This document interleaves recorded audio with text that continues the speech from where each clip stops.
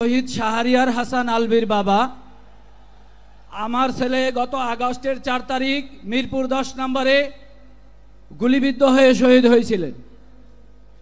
অত্যন্ত দুঃখের বিষয়, আজকে 1 বছর অতিবাহিত হয়ে গেল, আমরা এখনো পর্যন্ত বিচারের নিম্নতম কিছু দেখতে পাচ্ছি না। বিচারের নামে আমাদের সাথে প্রহসন করা হচ্ছে, বিচারের নামে তালবাহনা করা হচ্ছে। আজকে যে 2000 মায়ের সন্তান জীবন দিয়েছে এই দেশের জন্য এবং 25,000-এরও অধিক সন্তানেরা যারা পঙ্গুত্ব বরণ করেছে তাদের রক্তের বিনিময়ে আমাদের এই সরকার, আমরা বলি আমাদের সরকার। অথচ দেখেন জুলাই প্রক্লামেশন নিয়ে কি ধরনের তালবাহনা শুরু করেছে। আজকে জুলাই প্রক্লামেশন দেওয়ার জন্য কেন 1 বছর লাগবে? আমি অত্যন্ত বিনয়ের সাথে সরকারকে বলতে চাই, শহীদ পরিবার এবং আহতদেরকে সাথে আর কোনো তালবাহনা করবেন না। আপনারা জুলাই মাসের মধ্যেই জুলাই সনদ ঘোষণা করবেন।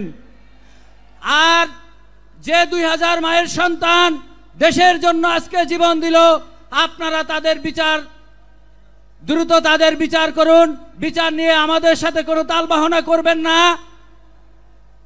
আপনারা দেখতেছেন বিভিন্ন রাজনৈতিক দল আজকে ফ্যাসিবাদীর দোসরদেরকে তাদেরকে আজকে তারা পুনর্বাসন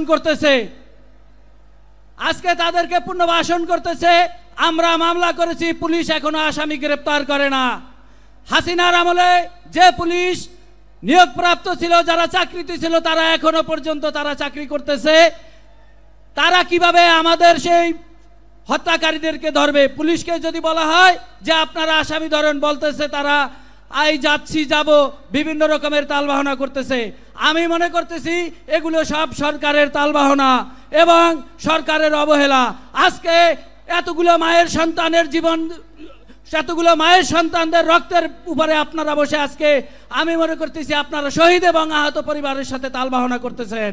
আমি আপনাদের উদারত আহ্বান জানাবো, আপনারা এই শহীদদের বিচার এবং জুলাই প্রক্লামেশন দ্রুত ঘোষণা করুন। সবাইকে ধন্যবাদ। আসসালামু আলাইকুম ওয়া রাহমাতুল্লাহ।